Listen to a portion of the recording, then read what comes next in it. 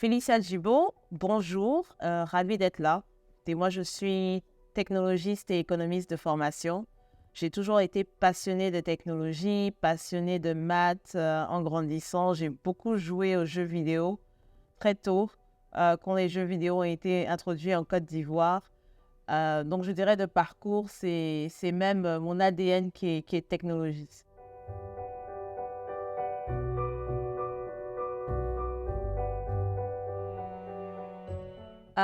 C'était tout avant tout mes votes, l'investissement nécessaire. Donc, vraiment prendre des décisions qui sont peut-être discriminatoires à ce stade pour certains, mais c'est vraiment refocaliser les efforts sur la montée en compétences ou le renforcement en capacité des femmes dans le domaine technologique. On sous-estime parfois les débouchés de carrière, mais aussi les débouchés économiques que la technologie peut apporter aux femmes. Et je pense que c'est très bien que l'ONU ait mis cet axe en axe prioritaire cette année pour ce mois de droit international des femmes dans le monde.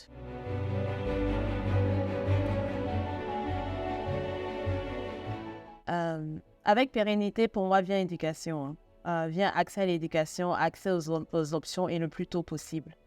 Nous avons fait beaucoup d'efforts et beaucoup de progrès à sensibiliser les femmes, les jeunes filles, dès le lycée sur tout ce qui est coding. Je dirais même pas aller jusqu'au coding, mais avoir du marketing digital. Je pense que même cet effort devrait commencer à l'école primaire, sinon à la crèche. Les enfants sont sur leur iPad un peu trop tôt, mais bon, on pourrait aussi profiter de l'opportunité pour leur apprendre comment, de manière constructive et productive, ça peut aider à leur développement, à la socialisation des choses et bien sûr à leur avancée académique prochaine.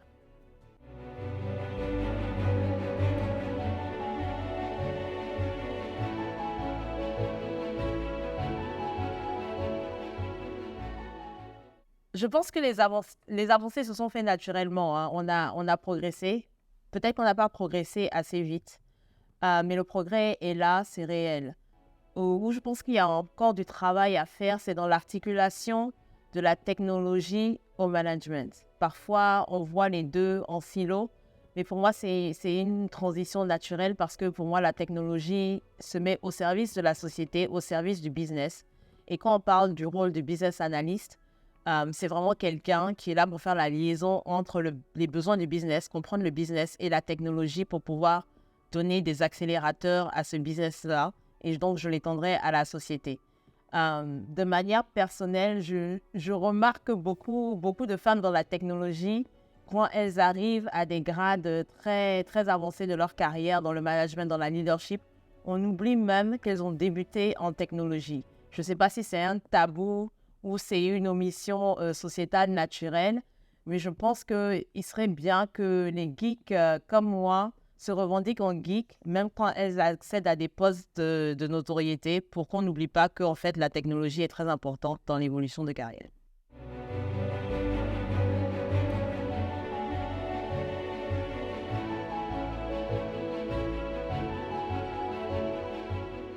Bien sûr, il n'y a pas de limite pour les femmes. Je dirais qu'elles devraient. Et si elles ne le font pas, il faudra creuser pourquoi. Une intuition, c'est que peut-être que le sponsoring et le mentorship, donc le mentorat, pour faire ces transitions-là, peut-être devrait être renforcé. Mais bon, je suis d'avis que les femmes peuvent tout faire, hein. On l'a vu. Parfois, elles sont derrière des découvertes et sont nommées post-mortem, 50 ans, 100 ans plus tard, mais elles existent. Je pense aussi que la femme devrait vraiment, comment dire, publier ou bien communiquer plus sur ce qu'elle fait et quels sont ses apports dans ces domaines-là. Mais c'est tout à fait possible, oui, tout à fait. J'en connais pas, hein, franchement. Je, je suis... J'ai grandi dans une famille où il n'y avait pas de limite entre les hommes et les femmes, que ce soit dans ma famille nucléaire, dans mes cousins, dans ma famille élargie. Et au contraire, les femmes ont toujours été poussées à se voir au même niveau d'égalité. Donc franchement, je ne peux pas y penser. Je pense que peut-être de manière naturelle, certaines femmes vont préférer des rôles qui auront plus de flexibilité avec les horaires pour pouvoir subvenir à leurs besoins personnels et leurs besoins familiales, mais je pense aussi que ce sont des choix personnels et ce sont des choix de cycle de vie. Donc peut-être que oui, on ne peut pas tout faire au même moment, mais vraiment, sky is the limit. Si ce n'est pas l'univers qui est the limit, l'espace is the limit.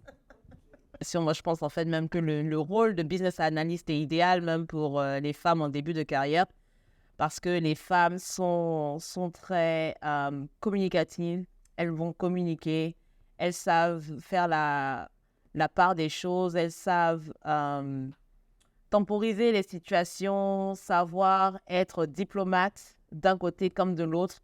Donc, je trouve ce rôle en fait très idéal pour les femmes.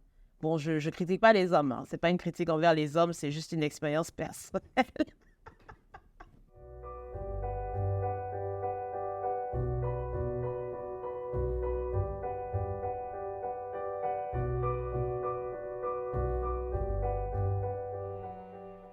Encore une fois, pour moi, c'est là-bas des tabous, hein. C'est là-bas des tabous, c'est montrer les bons exemples, montrer tous les exemples d'ailleurs, comme ça les femmes pourront faire les choix ou prendre les décisions qui leur sont propres. Parce que n'oublions pas qu'en fait, tout ça, c'est parce qu'on veut faire des choix qui sont personnels, qui sont propres. Et il faut juste avoir la donnée. Donc, la donnée, pour moi, c'est dans l'exemplarité, c'est montrer ce qui est possible, ce qui s'est fait, ce qui peut se faire, et puis laisser les gens s'aventurer, sans jugement. Donc, je rêve du jour où nous n'aurons plus à célébrer le 8 mars. Ce sera un non-événement. On verra des femmes et on dira bravo, nous avons atteint notre objectif et merci à toutes celles qui nous ont précédés.